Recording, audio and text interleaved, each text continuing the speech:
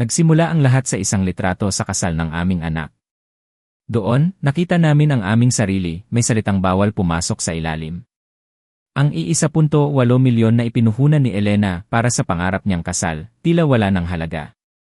Parang sinaksak ang aming puso. Ngunit sa likod ng sakit, alam ko, may malalim na aral na matututunan si Sofia. Hindi pa niya alam, ang gabing iyon ay simula ng pagguho ng kanyang sariling mundo. Bago mo marinig ang buong kwento ng isang amang nanahimik, mag-subscribe ka muna, baka dito mo marinig ang sarili mong tinig. Ako si Andres. 60% apos, ni 2 na ako ngayon. Ang aking asawang si Elena, kasing edad ko rin, ay mayroon ng 60% apos, ni 2 taong gulang. Tanda ko pa, ang araw na yon, ang araw ng kasal ng aming nag-iisang anak, si Sofia, ay dapat na isa sa pinakamasasayang yugto ng aming buhay. Matagal na naming pinangarap ang sandaling ito, ang bunga ng aming pagsisikap at pagmamahal. Ngunit ang araw na yon, akala namin ay puno ng ligaya, ay siyang magbubunyag ng isang mapait na katotohanan, isang katotohanang mas masakit pa kaysa sa anumang hirap na pinagdaanan namin. Maganda ang panahon noon sa Metro Manila, mainit ngunit may halong pag-asa. 3 oras kaming bumibiyahe mula sa aming lugar, mas maaga kaysa sa inaasahan, para lang makarating sa tamang oras. Maingat kong inihinto ang sasakyan sa harap ng isang marangyang hotel, doon gaganapin ang kasal ni Sofia. Sa tabi ko, si Elena, suot ang kanyang champagne-colored gown na maingat niyang pinili. Tinitigan ko siya, nakita ko ang kinang sa kanyang mga mata, ang ngiting tila nagpawi sa lahat ng pagod. Ang pag-asa at pananabik ay kumalat sa hangin, isang pakiramdam na naintindihan lang namin bilang mga magulang. Sa kanyang mga kamay, hawak niya ang isang sobre na may dagdag na regalo, inihanda niya iyon ng may buong pagmamahal. Ngunit pagbaba namin sa sasakyan, at papalapit sa grand entrance ng venue, doon ko nakita ang lahat. Isang malaking litrato, nakatayo sa isang eleganteng easel. Lihim akong napangiti noong una, akala ko ay isang masayang alaala namin ni Elena para sa kasal. Ngunit nang mabasa ko ang nakasulat sa ilalim, gumuho ang mundo ko. Ang mga salita ay malaki at malinaw, tila sumisigaw sa gitna ng katahimikan, sumusuntok sa aming mga puso, #, bawal pumasok ang dalawang ito, #, nanigas ako sa aking kinatatayuan, tila nilamon ng lupa ang aking mga paa. Nakita kong lumapit si Elena sa litrato, binasa niya ang mga salita ng paulit-ulit. 1, 2, 3. Ang kanyang mga mata ay naghahanap ng paliwanag, tila hindi makapaniwala na baka nagkakamali lang siya sa pagkakabasa o isang masamang biro lang iyon. Ngunit hindi. Totoo iyon. Ang aming sariling anak, si Sofia, ang naglagay ng aming litrato sa entrada ng kanyang kasal, na may tahasang pagbabawal sa amin na pumasok. Hindi ko maipaliwanag ang sakit, ang kahihiyan, ang pagkadurog ng puso na naramdaman namin noon.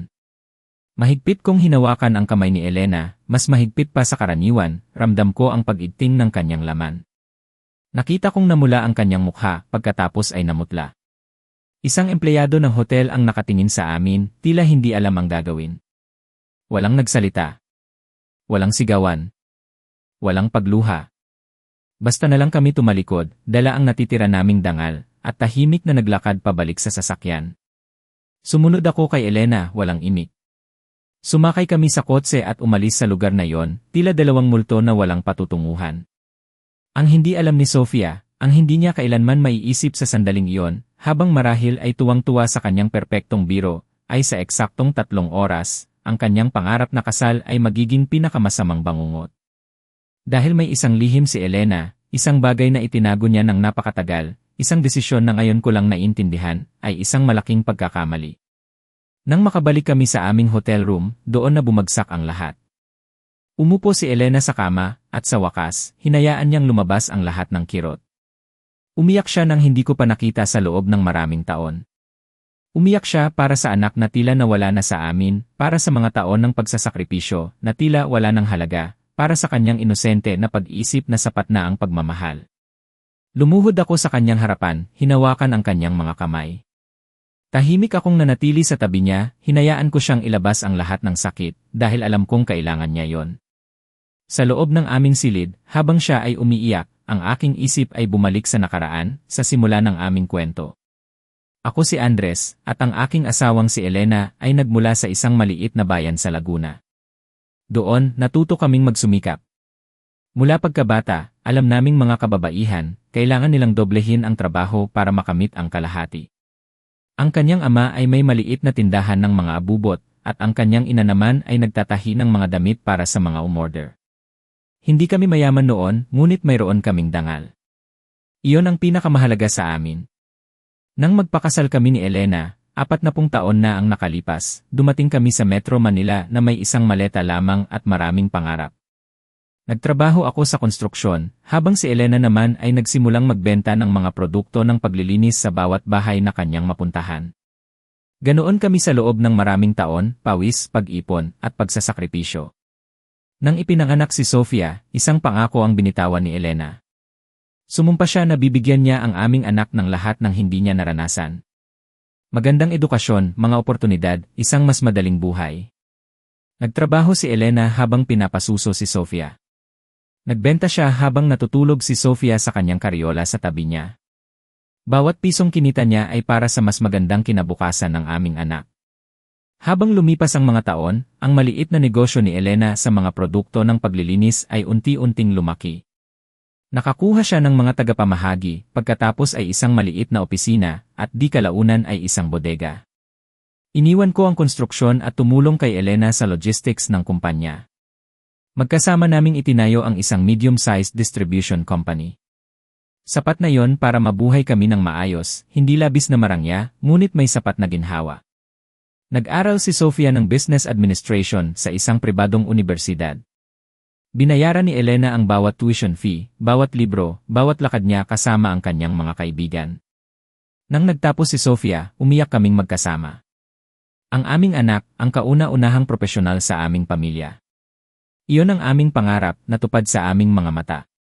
2 taon na ang nakalipas, nakilala ni Sofia si Miguel Garcia sa isang university event. Si Miguel ay nagmula sa isang mayamang pamilya sa Metro Manila. Ang kanyang ama ay nagmamay-ari ng ilang mga restaurant sa lungsod. Mula sa simula, may isang bagay kay Miguel na hindi ko nagustuhan, at alam kong ganoon din ang aking asawa. Ang paraan niya magsalita tungkol sa pera, sa mga brand, sa mga panlabas na anyo. May isang bagay doon na tila walang lalim, virtuoso. Ngunit si Sofia ay lubos na umiibig, at ang gusto lang ni Elena ay makita siyang masaya. Mabilis na umunlad ang kanilang relasyon, masyadong mabilis para sa panlasa ko. Matapos ang 6 na buwan, nag-propose si Miguel kay Sofia sa isang biyahe sa Boracay. Tumawag si Sofia na umiiyak sa sobrang tuwa. Siyempre, sinabi ni Elena na masaya siya para sa aming anak. Doon na nagsimula ang mga plano para sa kasal. Gusto ni Miguel ng isang malaki, eleganteng kasal, dignidad para sa kanyang pamilya, sabi niya. Nagsalita siya tungkol sa 300 bisita, isang 5-star na hotel, isang designer dress. Tumawag si Sofia kay Elena, masaya, ikinukwento ang bawat detalye. Isang araw, 8 buwan na ang nakakaraan, dumating si Sofia sa aming bahay. Umupo siya sa kusina ring iyon kung saan namin siya nakitang lumaki, at may sinabi siya na nagpalungkot kay Elena.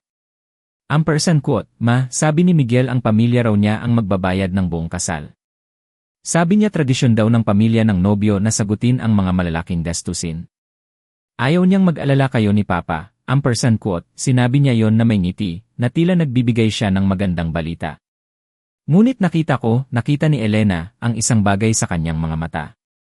Hiya. Tila nahihiya siya na hindi kayang bayaran ng kanyang pamilya ang ganoong karangyang kasal.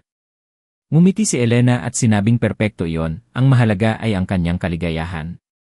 Ang hindi niya sinabi kay Sofia ay kinagabihan ding iyon, tinawagan niya ang event organizer na binanggit ni Sofia. Nagpakilala siya bilang ina ng nobya at nagtanong tungkol sa mga gastos.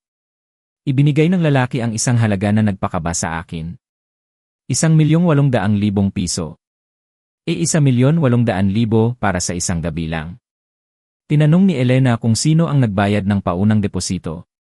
Sabi niya, wala pa na naghihintay pa sila ng bayad para kumpirmahin. Doon namin nalaman ang katotohanan. Nagsisinungaling si Miguel at ang kanyang pamilya. Puro panlabas na anyo lang ang lahat. Hindi nakatulog si Elena ng gabing iyon.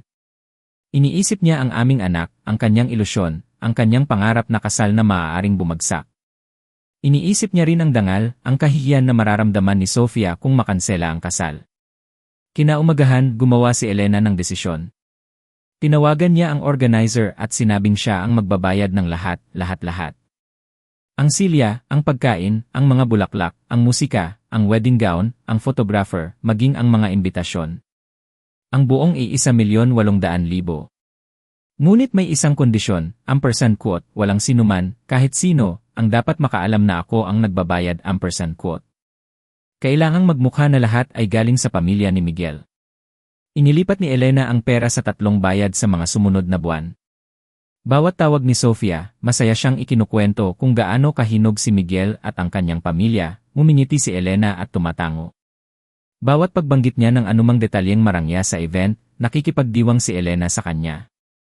Ngunit sa loob, may isang bagay na unti-unting nadudurog, dahil habang ibinubuhos ni Elena ang ipon namin para ibigay sa aming anak ang kasal ng kanyang mga pangarap, si Sofia naman ay paunti-unti nang tumatawag. Paunti-unti nang nagbibigay ng oras kay Elena, at mas marami nang sinasabi tungkol sa pamilya ni Miguel at mas kaunti tungkol sa amin. Mga kaibigan, nararanasan niyo rin ba ang ganito sa inyong pamilya? Nagtatago ng mga lihim para sa ikasasaya ng mahal nyo? Ibahagi niyo sa comment section ang inyong mga saloobin, dahil tiyak akong may hugot din kayo sa kwentong ito. At kung gusto niyo pang malaman kung paano bumagsak ang lahat, huwag kalimutang mag-subscribe sa channel. 2 linggo bago ang kasal, sinubukan ni Elena na bumisita kay Sofia sa kanyang apartment. Kailangan niyang kausapin ang aming anak, sabihin ang totoo, tanungin kung bakit niya kami inilalayo sa kanyang buhay. Kumatok siya sa pinto. Binuksan ni Miguel ang pinto, at ang narinig ko, ang nakita ko sa kanyang mukha sa sandaling iyon, ay nagpabago sa lahat. Nakita ni Miguel si Elena na nakatayo sa pinto, at agad na nagbago ang kanyang ekspresyon. May bahid ng pagkaasar sa kanyang mga mata, tila ang presensya ni Elena ay isang abala. #quote, Elena, anong sorpresa? Hindi sinabi ni Sofia na darating ka, #quote, narinig ko ang kanyang boses, puno ng pagkairita. Pumasok si Elena sa apartment. Maganda ang lugar, moderno, sa isang mamahaling bahagi ng lungsod. Lumabas si Sofia mula sa silid, may hawak na telepono, kausap ang isang tao. Nang makita niya si Elena, tinakpan niya ang telepono gamit ang kanyang kamay. #quote, Ma, anong ginagawa mo dito? Abala ako sa mga huling detalye ng kasal, #quote, umupo si Elena sa sala nang hindi inaanyayahan. Kailangan niyang kausapin ang aming anak, kahit na hindi iyon komportable. #quote, Hija, pakiramdam ko ay malayo ka na sa amin nitong mga nakaraang araw. Bihira na lang tayo magkita. Gusto ko lang malaman kung ayos lang ba tayo, #quote. Bumuntong hininga si Sofia, tila ang tanong ni Elena ay isang dramang hindi kinakailangan. #quote, Ma, perpekto ang lahat. Abala lang ako. 2 linggo na lang ang kasal at libo-libong bagay ang kailangan ayusin. Hindi mo naiintindihan ang level ng event na pinaplano namin, #quote. Ang mga salitang iyon ay sumakit kay Elena, lalo na ang #quote, hindi mo naiintindihan #quote. Tila ba wala siyang alam, tila ba hindi niya alam ang bawat detalye ng kasal na yon dahil siya mismo ang nagbayad. Umupo si Miguel sa tabi ni Sofia at inakbayan siya, isang kilos na sa paningin ni Elena ay mas possessive kaysa sa mapagmahal. #quote, ang nangyayari, Elena, ang kasal na ito ay mahalaga para sa aming pamilya. Darating ang mga investor, business partners ng aking ama, mga importanteng tao sa Metro Manila. Iba ito sa nakasanayan nyo, #quote, sinabi niya yon na may ngiti, ngunit malinaw ang mensahe. Hindi kami sapat para sa kanyang social circle. Nilunok ni Elena ang kanyang uhog at sinubukang manatiling kalmado. #quote, naintindihan ko. Gusto ko lang siguraduhin na may lugar kami sa seremonya.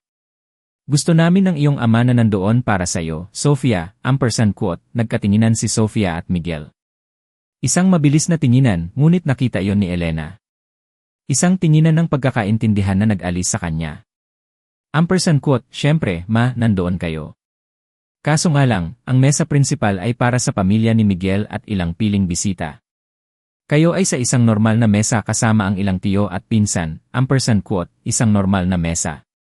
Sa kasal na binayaran namin, kami ni Elena ay ilalagay sa isang ordinaryong mesa, habang ang pamilya ni Miguel, na hindi nagbigay ng kahit isang kusing, ay nasa mesa principal.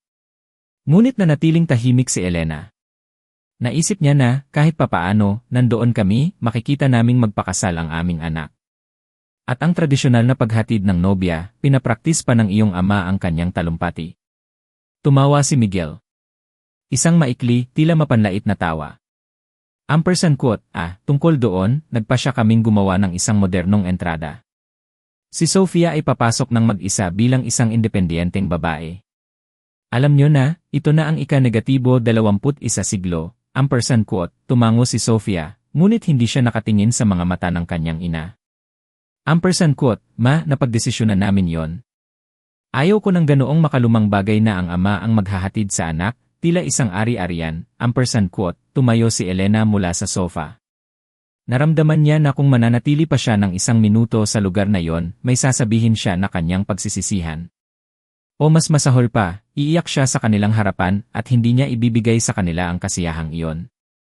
Ampersand quote, ayos lang, anak. Kung ano ang gusto mo, kasal mo ampersand apos, yan, ampersand quote, lumabas si Elena sa apartment na yon na may pusong bali. Sa elevator, hinayaan niyang bumuhos ang kanyang mga luha. Si Andres pala, tama siya mula sa simula. Nakita niya ang hindi ko gustong makita. Ang mga sumunod na araw ay isang impyerno ng katahimikan. Hindi tumawag si Sofia ng kahit isang beses.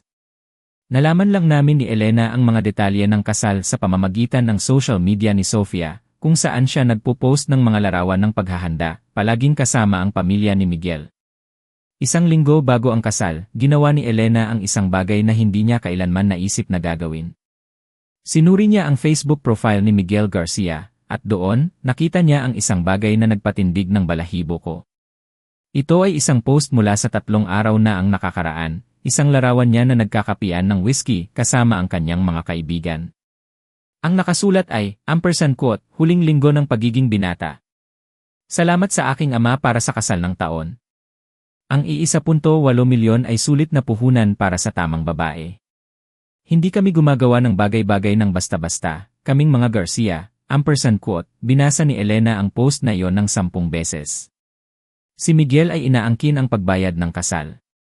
Publiko niyang sinasabi na ang kanyang pamilya ang nagbayad ng lahat. Nagsisinungaling siya ng walang hiya at nagmamayabang gamit ang aming pera. Kinunan niya ng screenshot ang post na yon. May isang bagay sa loob niya na nagsasabing kailangan niya yon. 3 araw pagkatapos, nakatanggap si Elena ng tawag mula kay Sofia. Sa isang sandali, naisip ko na sa wakas ay hahanapin na kami ng aming anak, na sasabihin niyang namimiss niya kami. Na gusto niyang makita kami bago ang kasal. Ngunit hindi. Ampersand quote, ma, kailangan kitang hinga ng pabor, ampersand quote, ang kanyang boses ay malamig, praktikal. Walang anumang pagmamahal doon. Ampersand quote, syempre, anak. Kung ano ang kailangan mo, ampersand quote, sabi ni Elena. Lumabas pala na magkakaroon sila ng mas maraming bisita kaysa sa inaasahan. Malaki raw ang pamilya ni Miguel at maraming social commitments. Kaya, kailangan nilang bawasan ang ilang bisita mula sa aming panig. Umupo si Elena sa kama, pakiramdam niya ay gumagalaw ang sahig sa ilalim niya. Bawasan ang mga bisita. Ampersand quote, tingnan mo, kumpirmado na ang pagdalo mo at ni Papa, syempre. Ngunit ang mga kapatid mo at ang kanilang pamilya, kailangan ba talaga silang pumunta? Hindi mo naman sila nakikita ng ilang taon na. At ang ilang pinsan na nilagay mo sa listahan, sa totoo lang, hindi ko rin sila kilala. Ampersand quote, ang mga kapatid ni Elena, ang mga taong tumulong sa kanya nang dumating siya sa Metro Manila na walang dala. Ang mga nagpahiram ng pera sa kanya para magsimula ng kanyang negosyo. Ang mga nag-alaga kay Sofia nang si Elena ay kailangang magtrabaho hanggang gabi.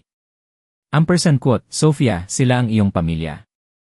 Nakita ka nilang lumaki, ampersand quote, ma, please, huwag mo nang pahirapan pa. Kasal ko ito at kailangan kong maging perpekto. Mahalaga ang mga bisita ni Miguel para sa aming kinabukasan. Hindi ko pwedeng punuin ang venue ng mga taong walang ambag sa amin, ampersand quote, mga taong walang ambag. Ganoon ang kanyang paglalarawan sa kanyang sariling pamilya. Ampersand quote, ayos lang, Sofia. Ako na ang bahala magsasabi sa kanila, ampersand quote, ibinasura ni Elena ang telepono at nanatili sa dilim ng kanyang silid sa loob ng marami. Hindi ka siya ang lahat ng bisita. Pasensya na, ampersand quote, ang marinig ang pagkadismaya sa kanilang mga boses ay lalo pang nagpadurog kay Elena. 2 araw bago ang kasal, kami ni Elena ay nagmaneho papunta sa Metro Manila. Nag-book kami ng isang modestong hotel malapit sa lugar ng event, hindi man lang nagtanong si Sofia kung saan kami magtatrabaho. Sa gabi bago ang kasal, sinubukan ni Elena na tawagan si Sofia ng 3 beses. Hindi siya sumagot. Nagpadala siya ng mensahe. Hija, pwede ba tayong magkita bukas bago ang seremonya? Gusto kitang tulungan maghanda. Ang kanyang sagot ay dumating pagkatapos ng 2 oras. Ayos na ang lahat sa mga bridesmaids at pamilya ni Miguel. Magkita na lang tayo direkta sa kasal. Nang gabing iyon, hindi nakatulog si Elena. Niyakap ko siya habang umiiyak siya ng tahimik. Ang aking asawa, ang marangal na taong iyon na hindi kailanman nagsabi ng masama tungkol sa aming anak, ay sa wakas ay nagsalita. Elena, hindi pa huli para sabihin ang totoo. Para malaman niya kung sino talaga ang nagbayad ng kasal na ito, naisip ni Elena yon. Talagang naisip niya yon. Ngunit may isang bahagi sa kanya na mayroon pa ring pag-asa. Pag-asa na kapag nakita niya akong dumating, kapag nakita niya ang kanyang ina doon para sa kanya, may isang bagay sa kanyang puso na maaalala ang lahat ng pinagsamahan namin. Napaka-inosente ko. Dahil kinaumagahan, nang dumating kami sa hotel na yon, nasuot ang aming pinakamagagandang damit at ang aming pagmamahal bilang mga magulang, ang tanging nakita namin ay ang aming litrato sa entrada na may mga salitang nakakadurog ng puso. At doon, sa sandaling iyon ng lubos na kahihiyan, may isang bagay sa loob ni Elena ang tuluyang nadurog, ngunit may bago ring umusbong, isang bagay na malamig, kalkulado. Kung gusto ng anak ko ng giyera, bibigyan ko siya ng giyera. Tahimik kaming nagmaneho pabalik sa hotel. Ang aming silid ay naging saksi sa pagguho ng puso ni Elena. Umupo siya sa kama, at doon, sa wakas, hinayaan niyang lumabas ang lahat ng kirot na pinipigilan niya sa loob ng maraming oras. Umiyak siya ng tahimik, ang kanyang balikat ay yumanig, ang kanyang mukha ay inilubog sa kanyang mga kamay. Niyakap ko siya ng mahigpit, walang imik, tanging ang presensya ko lang ang naibigay ko, ngunit alam kong sapat na yon sa sandaling iyon. Ang mga luha niya ay tila bagyo na matagal nang pinipigilan, at ngayon ay bumubuhos na. Ang sakit na naramdaman namin ay hindi kayang ipaliwanag ng salita, ang pait ng pagtataksil ay kumakalat sa bawat sulok ng aming silid. Ngunit sa gitna ng aming kalungkutan, may isang tunog ang pumukaw sa aming pansin. Ang telepono ni Elena ay nagring, isang kakaibang numero mula sa Metro Manila. Nag-alinlangan siya, tiningnan ako. Tumango lang ako, senyales na sagutin niya. Sa kabilang linya, isang boses ng isang babaeng maligalig, si Marisa Cruz, isa sa mga coordinator ng kasal. Ginang Reyes, alam kong kayo ang nagbayad ng buong kasal na ito. Nasa akin ang lahat ng resibo na may pangalan nyo. Inutusan ako ng aking amo na panatilihing kumpidensyal ang lahat, ngunit ang nangyari sa entrada ay hindi katanggap-tanggap. Nanigas si Elena sa kanyang kinatatayuan, tila nilamon ng pagkabigla. Hindi kami nag-iisa sa aming kaalaman. May nakakaalam pa. Nagpatuloy si Marisa, ikinukwento ang masakit na katotohanan. Nakita raw niya si Sofia, si Miguel, at si Aling Gloria Garcia na nagtatawanan. Ang aming anak ay tumatawa, tinatawag kami ng mga mahihirap, sinasabing na libre na raw sila sa mga taong walang ambag sa kanilang buhay. Narinig din niya ang pagmamayabang ni Miguel, kung paano raw nag-invest ang kanyang ama ng malaking halaga, ₱1,800,000, at kung paano niya ayaw na magmukhang common ang kasal kasama ang pamilya ni Sofia. Ngunit ang pinakamasakit, ang salita ni Sofia, wala naman silang ginawa para sa akin. Hayaan na lang sila sa kanilang bayan, pakiramdam ko ay dumugo ang puso ko. Kumulo ang aking dugo. Bakit kaya niya sinasabi ang mga bagay na ito, tanong ni Elena. Sumagot si Marisa, na may kapatid daw siya na kasing edad ni Elena, isang ina na nagtrabaho buong buhay para sa kanila. Ayaw niyang mangyari ang ganito sa kanyang ina. Nagpatuloy si Elena sa pagtatanong. Kinumpirma ni Marisa na lahat ng bayad ay kumpleto, nasa pangalan ni Elena Reyes, maliban sa photographer na babayaran sa huli. Ang pinakamahalagang tanong, sino ang lumalabas na kontraktor ng serbisyo sa mga dokumento? Hindi na ako nagulat nang sabihin ni Marisa, kayo, Ginang Reyes.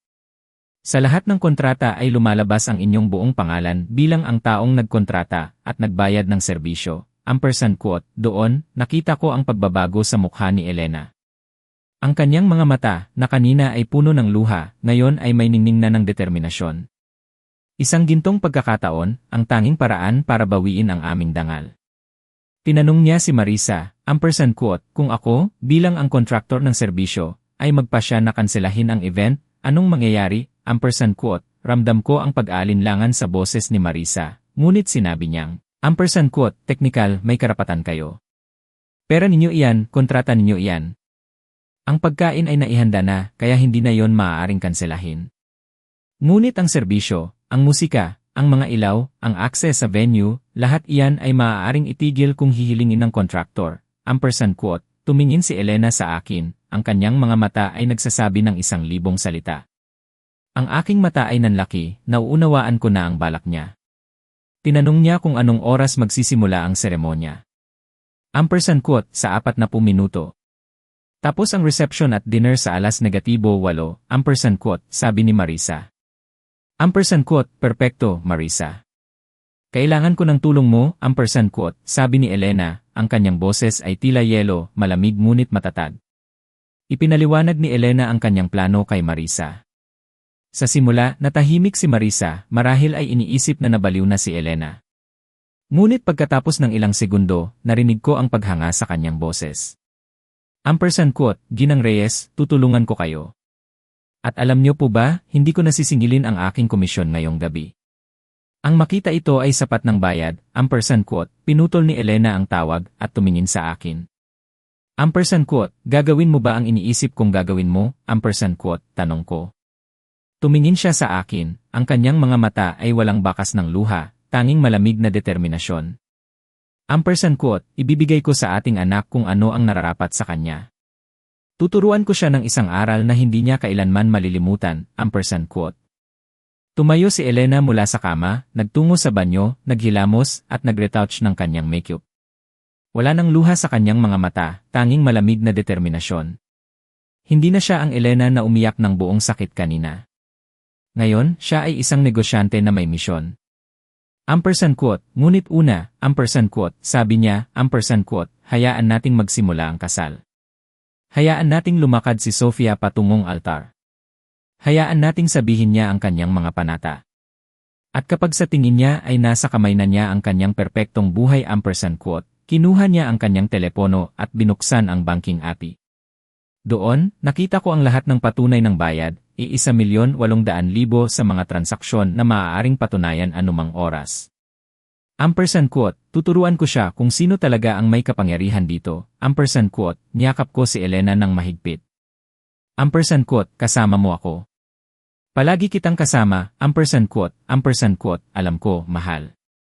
At iyon ay higit pa sa maaaring masabi ng ating anak balang araw, kinuha niya ang kanyang bag, inilagay ang lahat ng dokumento na kanyang dinala, ang mga komprobante ng bayad na itinago niya sa ilang kadahilanan. At lumabas siya sa silid na yon, tila isa ng ibang babae. Ang Elena na pumasok na umiiyak at nahihiya ay namatay sa silid na yon. Ang babaeng lumabas ay iba. Isang taong natuto, matapos ang 60 apos, ni 2 taon, na ang kabutihan na walang hangganan ay hindi isang virtue. Ito ay kahinaan. At hindi na siya magiging mahina kailanman. 7:15 na ng gabi. Nagsimula na ang seremonya, 15 minuto na ang nakakaraan. Malamang si Sofia ay nakatayo na sa harap ng altar, napapaligiran ng 300 tao na nag-iisip na ang pamilya ni Miguel ang nagbayad ng lahat. Kinuha ni Elena ang kanyang telepono at tinawagan ang numero na ibinigay ni Marisa. Ito ang direktang numero ng manager ng hotel. Magandang gabi, ako po si Elena Reyes at ako ang contractor ng event na nagaganap sa inyong main hall. Hawak ko ang mga komprobante ng lahat ng bayad na ginawa ko, at mayroon akong napaka-espesipikong tagubilin na ibibigay sa inyo. Sumikip ang lalamunan ng manager sa kabilang linya. Ginang Reyes, naaalala ko kayo sa mga kontrata. Paano ko po kayo matutulungan? Huminga si Elena ng malalim. Ito na ang punto ng no return. Gusto kong kanselahin niyo ang serbisyo. Lahat, ngayon din natahimik ang kabilang linya.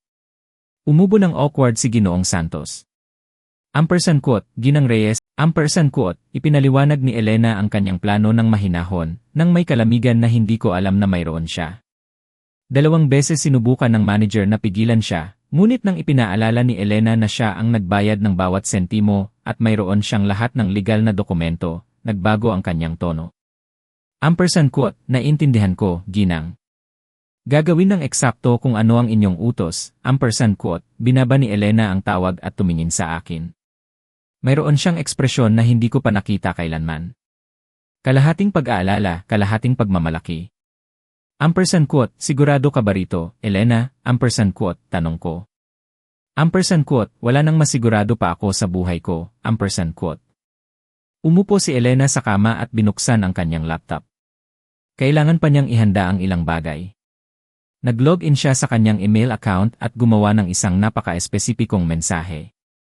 Inilakip niya ang lahat ng komprobante ng bayad, lahat ng bank transfers, lahat ng kontrata. Ang recipient ay isang napaka-partikular na tao, si Aling Gloria Garcia, ang ina ni Miguel. Ang email ay nagsasabi, quote, mahal na Ginang Garcia, ako po si Elena Reyes, ina ng nobya. Nais ko po kayong pasalamatan sa inyong kabutihang loob sa kasal na ito. Kalakip nito ang napaka-interesanteng mga dokumento tungkol sa kung sino talaga ang nagbayad ng 1.8 milyon para sa event na ito. Sana ay masaya kayo sa gabi. Nang may paggalang, Elena Reyes, quote, pinrograma niya ang email na ipadala ng otomatiko sa eksaktong 1 oras, -8:15 ng gabi, tamang-tama kapag nakaupo na ang lahat para sa hapunan. Ngunit hindi lang iyon. Tinawagan niya ang kanyang kapatid na si Lourdes, ang na-disinvite sa kasal. Ikinuwento niya ang lahat. Nang matapos siya, nagkaroon ng mahabang katahimikan.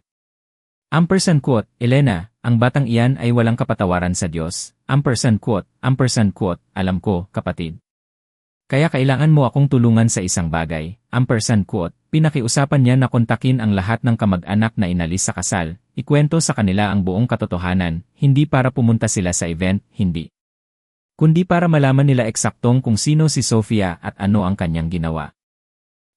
Quote, gusto kong malaman ng lahat na ako ang nagbayad ng kasal na ito habang ako ay kanyang pinapahiya. Gusto kong malaman nila ang totoo bago siya makapag-imbento ng anumang kwento para justifying ang kanyang sarili. Quote, tumango si Lourdes nang walang pag-aalinlangan. Tapos may ginawa pa si Elena, isang bagay na masakit, ngunit alam niyang kinakailangan. Binuksan niya ang kanyang digital na testamento, ang nakatago sa kanyang abogado, at gumawa ng formal na pagbabago. Ganap na inalis si Sofia sa aking mana. Lahat, ang kumpanyang pinaghirapan kong buuin, ang mga ari-arian, ang mga ipon, lahat ay mapupunta sa akin at pagkatapos ay sa mga charitable works. Walang isang kusing si Sofia na matatanggap mula sa aking mana. Ipinadala niya ang dokumento sa kanyang abogado na may mga tagubilin na formalisahin ito sa Lunes. Tiningnan ko ang relo. 8:30 na. Dapat ay natatapos na ang seremonya. Nag-vow na sana si Sofia. Hinalikan na niya sana si Miguel. Nagpipicture na sana sila, tumatanggap ng mga pagbati, naniniwalang nagsisimula na ang kanilang perpektong buhay. Nagpadala si Marisa ng mensahe. Quote, nasa family photo sila. Mukhang masayang-masaya ang nobya. Nagmamayabang ang pamilya ng nobyo sa lahat ng bisita. Kapag sinabi ninyo, gagawin namin ang pagkilos, quote, sumagot si Elena. Quote, hintayin mong makaupo na ang lahat para sa hapunan. Gusto kong puno ang venue, komportable ang lahat, at na-serve na ang unang plato. Pagkatapos, ipaalam mo sa akin, quote, dinalhan ko si Elena ng isang baso ng tubig. Quote, kumusta ang pakiramdam mo? Quote, kakaibang tahimik. Tila ang lahat ng sakit nitong mga nakaraang buwan ay sa wakas ay may layunin, quote, tumayo siya sa harap ng salamin ng hotel. Nakita niya ang kanyang sarili, ang babaeng ito na 60 apos, ni 2 taong gulang na nagtrabaho buong buhay niya, na isinakripisyo ang lahat para sa kanyang pamilya, na nagtiis ng kahihiyan pagkatapos ng kahihiyan, naniniwala na ang pag-ibig ay kayang lupigin ang lahat. Ang babaeng iyon ay naging isang hangal, ngunit ang babae sa salamin ngayon ay iba. Natuto siya ng pinakamahirap na aral sa kanyang buhay, ngunit natuto siya ng mabuti. Nag-vibrate ang telepono ko. Ito ay isa pang mensahe mula kay Marisa. Quote, nagsipasukan na sila sa hall. Ang mga waiter ay nagsiserve na ng mga inumin. Sa 0 minuto, ay serve na ang mga entry, quote, perpekto. Hintayin mo ang aking senyas, ampersand quote, lumapit ako sa likod ni Elena at ipinatong ang aking mga kamay sa kanyang balikat. Ampersand quote, pwede pa tayong umalis, mahal. Kalimutan na ang lahat ng ito at umuwi na lang, ampersand quote, tumingin siya sa akin sa salamin. Ampersand quote, kalimutan. Kalimutan kung paano inilagay ng ating anak ang ating litrato sa entrada na nagbabawal sa atin na pumasok sa kasal na tayo ang nagbayad. Kalimutan kung paano niya kami tinawanan kasama ang kanyang bagong pamilya. Kalimutan kung paano niya kami tinawag na mga mahihirap, ampersand quote, bumuntong hininga ako. Ampersand quote, hindi, sa palagay ko hindi. Sa palagay ko, may mga bagay na hindi maaaring kalimutan. May mga bagay na nangangailangan ng katarungan, ampersand quote, hindi ito paghihiganti, Andres. Ito ay katarungan. Ito ay pagtuturo sa kanya na ang mga aksyon ay may kahihinatnan. Na hindi mo maaaring ipahiya ang mga taong nagmamahal sa iyo at umasa na walang mangyayari, ampersand quote, nag-vibrate muli ang telepono ko. Ampersand quote, na-serve na ang mga entry. Kumakain na ang lahat.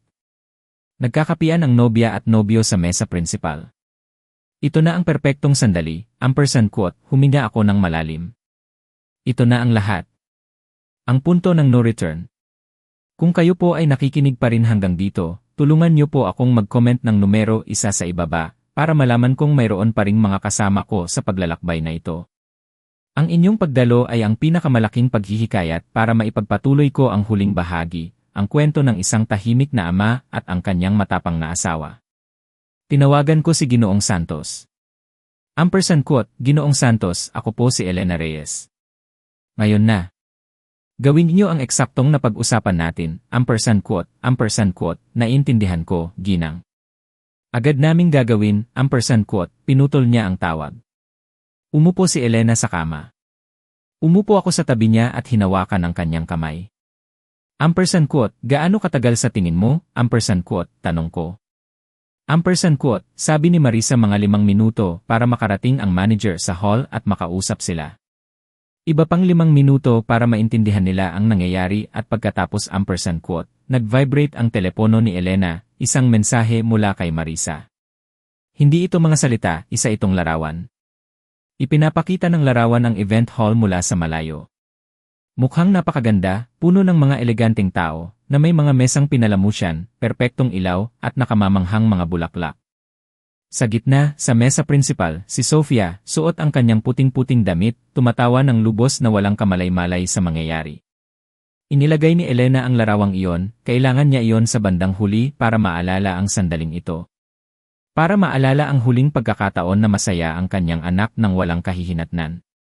Dahil sa eksaktong 3 minuto, ang kanyang perpektong mundo ay babagsak, at nandoon kami, kahit mula sa malayo, para saksihan ang bawat segundo ng kanyang pagbagsak. Nagpadala si Marisa ng isa pang mensahe. Ampersand quote, kasasalin lang ng manager sa hall, papunta na siya sa mesa principal. Tinitingnan siya ni Sofia, mukhang nalilito, ampersand quote, pinikit ko ang aking mga mata. Maaari kong isipin ang eksena ng perpekto. Ang manager sa kanyang eleganteng suite, naglalakad sa gitna ng mga mesang puno ng bisita, patungo sa mga ikakasal. Si Sofia ay ngumingiti, marahil ay iniisip na bumabati lang siya, walang ideya na nagsisimula na ang kanyang bangungot. Ampersand quote, kinakausap na niya sila. Mukhang galit si Miguel. Tumayo na si Sofia. Ay, Diyos ko, Ginang Reyes. Nakita na niya, halata sa mukha niya, ampersand quote, hindi ko na kailangan pang ilarawan ni Marisa. Maaari ko itong isipin ng perpekto. At ang totoo, isang napakaliit na bahagi ng akin, ang ina na nabubuhay pa rin sa isang lugar sa puso ni Elena, ay nakaramdam ng sakit sa kanyang ginagawa. Ngunit ang bahaging iyon ay napakaliit na ang galit, ang katarungan, at ang naibalik na dangal ay ganap na nilamon iyon. Ang aking anak ay matututo ngayon ng pinakamahalagang aral sa kanyang buhay, at si Elena ang magtuturo sa kanya. Nag-vibrate ang telepono ni Elena na may mensahe mula kay Marisa. Ampersand quote, Ginang, ito ay kaguluhan. Ipinapaliwanag ng manager na kanselado ang lahat ng serbisyo. Sumisigaw si Sofia. Sinusubukan ni Miguel na kausapin ang manager, ngunit ipinapakita niya ang mga kontrata. Lahat ng bisita ay, baliw ka ba? Kailangan mong pumunta ngayon at ayusin ang gulo na ito, ampersand quote, narinig ko ang kanyang boses, puno ng pagkabigla. Pinakalma ko ang aking sarili. Hinayaan kong lumipas ang ilang sandali, ang katahimikan ay tila isang malaking pader sa pagitan nila. Ampersand quote, walang anumang gulo, Sofia, ampersand quote, sabi ni Elena, ang kanyang boses ay kalmado ngunit matatag. Ampersand quote, ano ma? Ano ang sinasabi mo? May 300 tao dito. Kasal ko ito. Kailangan mong, ampersand quote, kailangan kong ano, Sofia, ampersand quote, putol ni Elena sa kanyang sinasabi. Ampersand quote, kailangan ko bang patuloy na hayaan mo akong ipahiya? Kailangan ko bang patuloy na bayaran ang iyong buhay habang tinatrato mo ako na parang basura? Ampersand quote. Narinig ko ang mabilis na paghinga ni Sofia sa kabilang linya. Ampersand quote, hindi ko alam ang sinasabi mo, ma-please, hindi ito ang tamang oras. Ampersand quote, hindi mo alam ang sinasabi ko. Hayaan mong i-refresh ko ang iyong alaala. 3 oras na ang nakakaraan, kami ng iyong ama ay dumating sa kasal mo. Ang kasal na ako ang nagbayad ng buo, bawat sentimo ng 1.8 milyon. At alam mo kung ano ang nakita namin. Ang aming litrato sa entrada na may nakasulat na huwag kaming papasukin, ampersand quote, katahimikan. Matagal na katahimikan. Ampersand quote, ma, ako biro lang iyon ni Miguel. Dapat ay ampersand quote, huwag kang magsinungaling sa akin, ampersand quote, ang boses ni Elena ay lumabas ng mas malakas kaysa sa inaasahan ko. Ampersand quote, narinig ko ang sinabi mo. Narinig ko kung paano ka tumawa kasama ang bago mong pamilya, tinatawag kami ng mga mahihirap. Narinig ko kung paano mo sinabi na wala kaming ginawa para sa'yo, ampersand quote, sino ang nagsabi sa'yo niyan? Sila ay nagsisinungaling, ampersand quote, nagsisinungaling. Kung gayon, sabihin mo sa akin, Sofia, sino ang nagbayad ng iyong unibersidad? Sino ang nagbayad ng iyong apartment sa unang 2 taon? Sino ang nagbayad ng biyahe mo sa Europa kasama ang iyong mga kaibigan?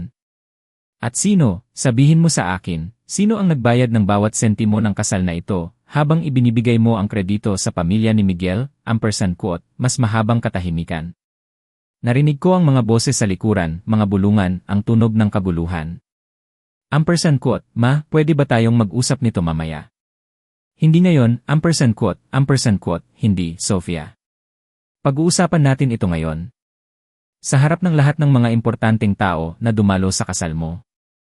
Sa harap ng pamilya ni Miguel na lubos mong hinahangaan. Dahil alam mo ba, kani-kanina lang ay nagpadala ako ng email sa iyong biyenan na may lahat ng komprobante ng bayad. Malalaman niya ng eksakto kung sino ang nagbayad ng kasal na ito, ampersand quote, hindi, ma, please, huwag mong gawin ito, nagmamakaawa ako, ampersand quote. Doon, narinig ko ang kanyang pagmamakaawa. Pagkatapos ng maraming buwan ng pagiging walang pakialam, paghamak, pagpapahiya, ang aming anak ay sa wakas ay nagmamakaawa kay Elena. Ngunit huli na ang lahat. Ampersand quote, pakinggan mo ako ng mabuti, Sofia. Mula nang makilala mo si Miguel, tinrato mo ako na parang isang hadlang, tila ang kahihiyan sa iyong pamilya ay normal na bagay. Tinanggal mo ang mga kapatid ko sa listahan, ang mga taong nag-alaga sa iyo noong bata ka pa. Inilagay mo kami sa isang ordinaryong mesa. Sinabi mo sa iyong ama na huwag kang ihatid sa altar, at ngayon, inilagay mo ang aming litrato sa entrada na nagbabawal sa aming pumasok, ampersand quote, si Miguel yon. Siya ang gumawa niyan ng hindi, ampersand quote, hindi mahalaga kung sino ang gumawa. Pinayagan mo.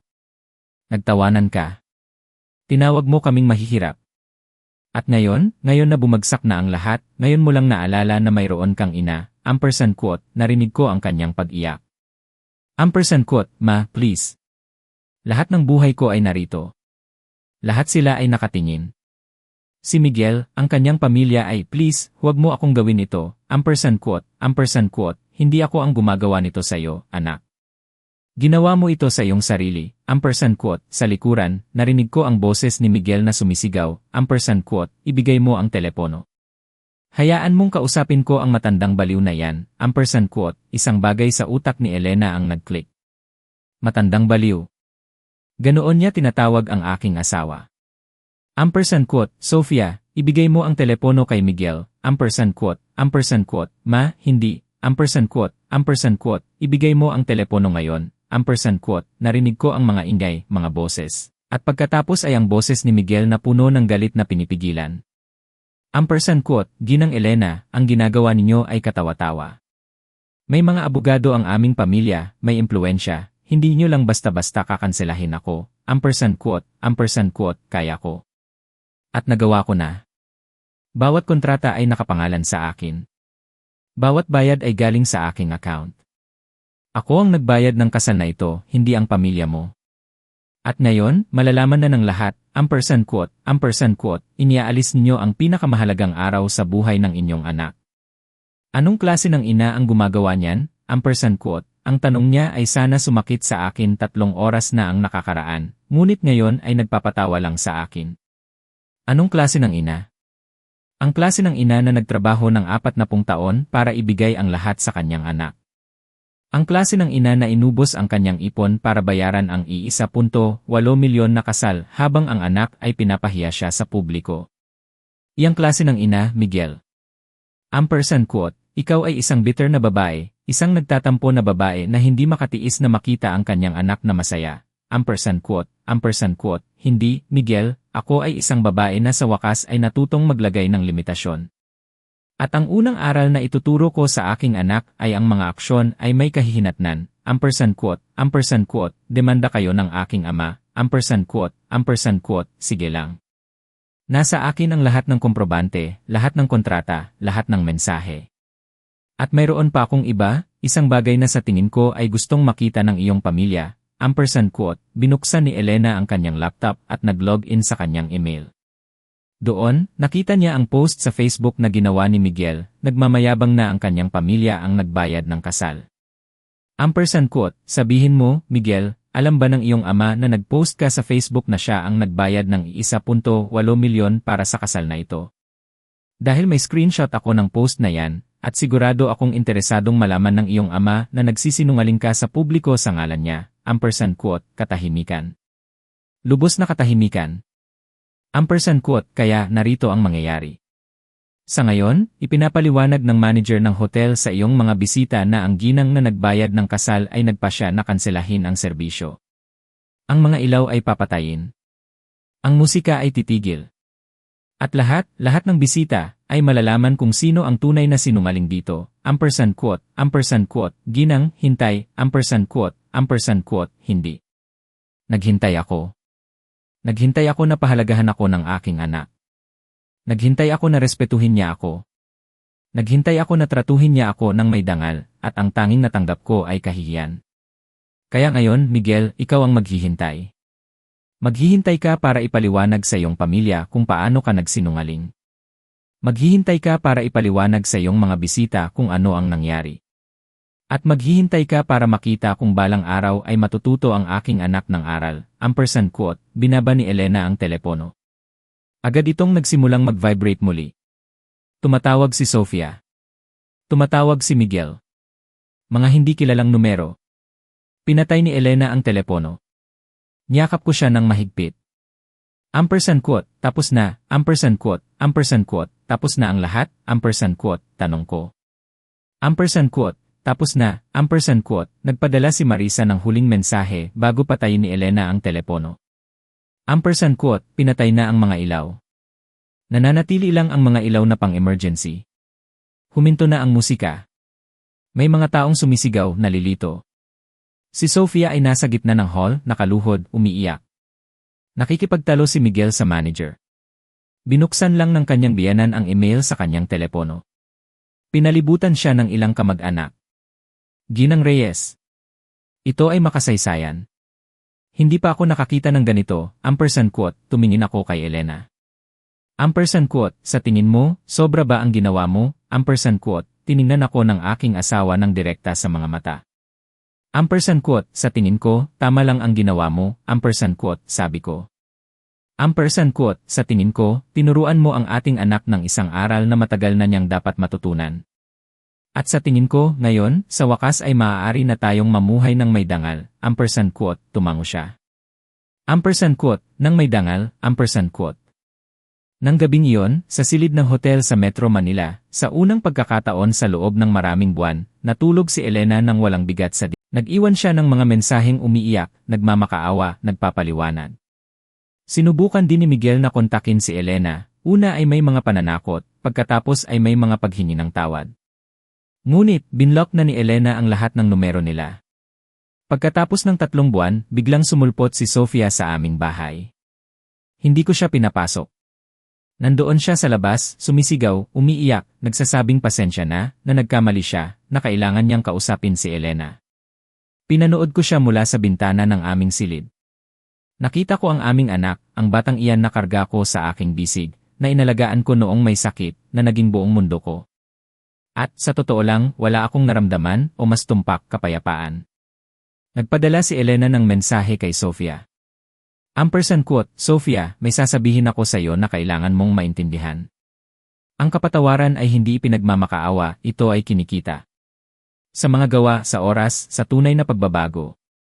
Marahil balang araw ay makakapag-usap tayo, ngunit hindi ngayon, at marahil ay hinding-hindi mangyayari.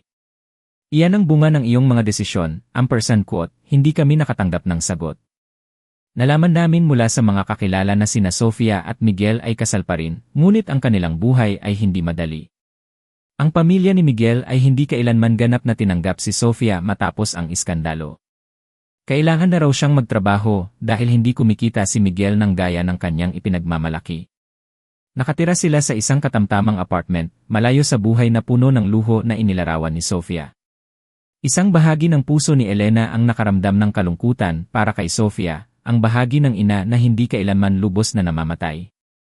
Ngunit ang mas malaking bahagi niya, ang bahagi na natutong iginagalang ang sarili, ay nauunawaan na ang mga ito ay natural na kahihinatnan ng mga aksyon ni Sofia. Tungkol naman sa amin ni Elena, nagbago ang aming buhay sa mga paraan na hindi namin inakala. Ibinalik namin ang kumpanya, ipinagbili namin yon. Napagdesisyonan naming sapat na ang aming pinagtrabahuhan. Bumili kami ng isang maliit na bahay sa tabing dagat sa El Nido, Palawan. Bawat umaga, naglalakad kami sa buhangin. Bawat hapon, nakikita namin ang paglubog ng araw.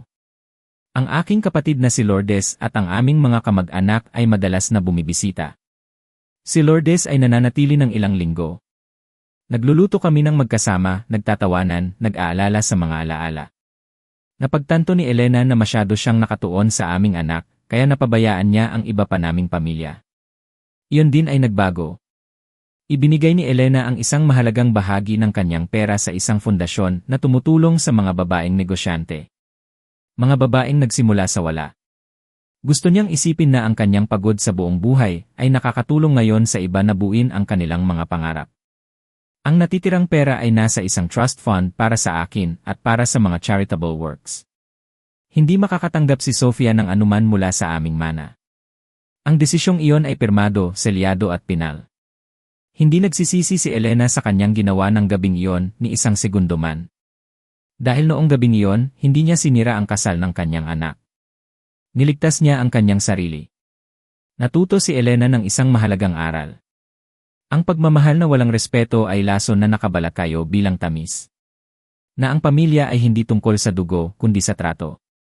Na pagkatapos ng 60 taon, maaari ka pa ring matutong sabihing #, hindi na #. Sa lahat ng mga magulang, kami ni Elena ay natuto na may hangganan ang bulag na pagsasakripisyo. At may kahihinatnan ang pagkontrol sa mga anak sa ngalan ng #, pagmamahal #. Ang tunay na pundasyon ng pamilya ay hindi ginto, kundi pag-unawa, paggalang, at pagmamalasakit para sa isa isa. Para naman sa mga anak, ang kwentong ito ay nagpakita ng halaga ng pasasalamat, ng responsibilidad. At kung paano ang pagiging makasarili ay maaaring sumira sa pinakamagagandang bagay. Hindi mo dapat isipin na ang pagmamahal ng magulang ay karapatan na basta na lang inaangkin. Ito ay isang pribilehyo na dapat pinahahalagahan at sinusuklian. Tungkol naman sa tunay na katangian ng tao sa mundong ito, naranasan namin na may malinaw na hangganan sa pagitan ng #, katarungan at paghihiganti sa #, pananahimik at pagkilos #. Na ang kabutihan ay may halaga lamang kung ito ay inilalagay sa tamang lugar. At kung minsan, ang matalinong pagganti ay isang anyo ng paggising sa moralidad. Sa inyong lahat na nakikinig sa akin, sa lahat ng mga ina, lola, mga babae na ibinigay ang lahat para sa kanilang pamilya at tumatanggap ng mga mumo kapalit, nais kong sabihin sa inyo, ang iyong halaga ay hindi nakasalalay sa kung gaano ka nagbibigay. Ang iyong dangal ay hindi ipinagbabawal. At hinding-hindi pa huli para mabawi ang iyong buhay. Kung ang iyong pamilya ay tinatrato ka na parang wala kang halaga, hindi mo ito pamilya. Ito ang iyong bilangguan. At hawak mo ang susi para makalabas. Ginamit iyon ni Elena, at ngayon, sa unang pagkakataon sa loob ng ilang dekada, siya ay tunay na malaya. Ako si Andres Reyes. 60% apos, ni 2 na ako ngayon. At ito ang kwento ng aking asawa, si Elena, aking kaibigan. Kung ang kwentong ito ay umantig sa inyong puso, iwanan ang inyong komento at sabihin kung ano ang pinakamatindi sa inyo. May naranasan ba kayong katulad nito? May kilala ba kayong nangangailangan makarinig nito? Ibahagi ang video na ito sa taong iyon at mag-subscribe sa channel dahil bawat linggo ay nagbabahagi ako ng mga totoong kwento ng mga babaeng nabawi ang kanilang dangal. Mag-like kung sa tingin nyo ay tama ang ginawa ni Elena at tandaan, hinding-hindi pa huli para mabawi ang iyong halaga.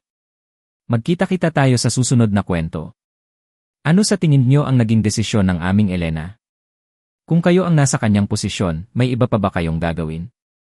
Ibahagi po ninyo ang inyong mga saloobin sa comment section, binabasa ko po ang bawat isa. Kung ang kwentong ito ay nagpaisip o nakapukaw ng inyong damdamin, huwag kalimutang mag-like, ibahagi ito sa taong pinaniniwalaan nyong madarama rin, at mag-subscribe sa channel ng Tahimik na Ama upang hindi mapalampas ang mga susunod pang hiwaga. Magkita-kita tayo sa susunod na kwento, at baka, sa susunod na pagkakataon kayo mismo ang maging boses ng katotohanan. Ang kwentong ito ay kathang-isip, at ang mga kilos na ipinakita ay hindi dapat tularan sa totoong buhay. Panoorin ito bilang pagninilay tungkol sa mga ugnayan ng tao.